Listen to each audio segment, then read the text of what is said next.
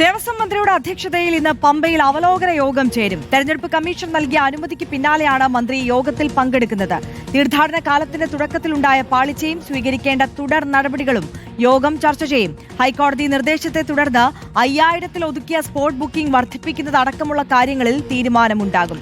പ്രവീൺ പുരുഷോത്തമൻ കൂടുതൽ വിവരങ്ങളുമായി നമുക്കൊപ്പം ചേരുകയാണ്. Praveen, good morning.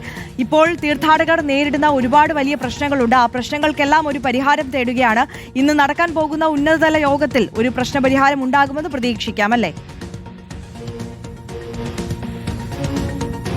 Good morning. കഴിഞ്ഞ ദിവസം സന്നിധാനത്തുണ്ടായ വലിയ തിക്കും തിരക്കുമൊക്കെ നാം കണ്ടതാണ്. ആ ഒരു പ്രശ്നത്തിന്റെ പേരിൽ ദേവസ്വം ബോർഡിനുമൊപ്പം തന്നെ പോലീസിനും വലിയ വിമർശനങ്ങൾ നേരിടേണ്ടി വന്നിരുന്നു.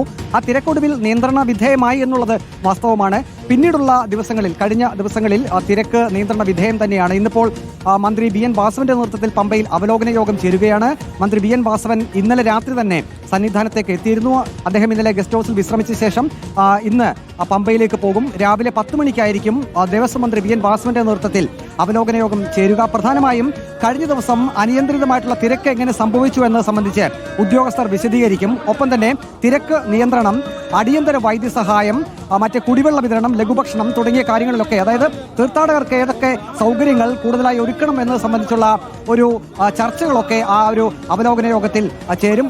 ഓരോ ഡിപ്പാർട്ട്മെന്റിന്റെയും പ്രധാനപ്പെട്ട ഉദ്യോഗസ്ഥരാണ് ഈ ഒരു പമ്പയിൽ നടക്കുന്ന അവലോകന യോഗത്തിൽ പങ്കെടുക്കുക. കഴിഞ്ഞ 2 ദിവസങ്ങളിലായി സന്നിധാനത്തെ തിരക്ക് നിയന്ത്രണ വിധേയമാണ്. ഇപ്പോൾ ഈ നട തുറന്ന ശേഷം 5 ലക്ഷത്തോളം തീർത്ഥാടകർ ഇതിനോടകം തന്നെ ദർശനം നടത്തി കഴിഞ്ഞു.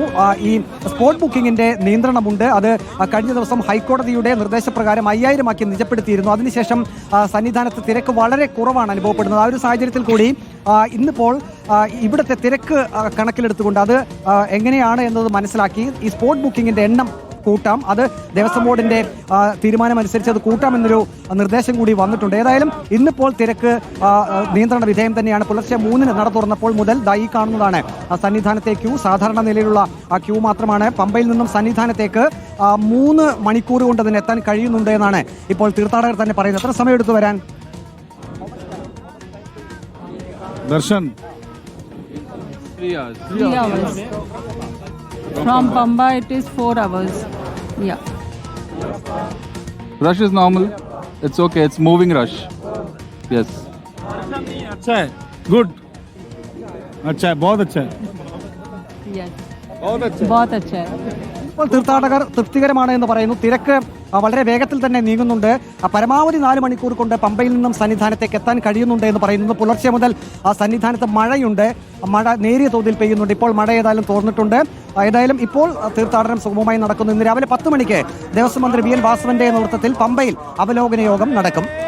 ഓക്കെ, എന്തായാലും ഇന്ന് യോഗം നടക്കും. മന്ത്രിയുടെ നേതൃത്വത്തിലാണ് പമ്പയിൽ അവലോകന യോഗം ചേരുന്നത്. തിരക്ക് സംബന്ധിച്ച ക്രമീകരണങ്ങൾ സംബന്ധിച്ച കാര്യങ്ങളായിരിക്കും ചർച്ചയാവുക. പ്രവീൺ പുരുഷോത്തമനാണ് വിശദാംശങ്ങൾ നൽകിയത്.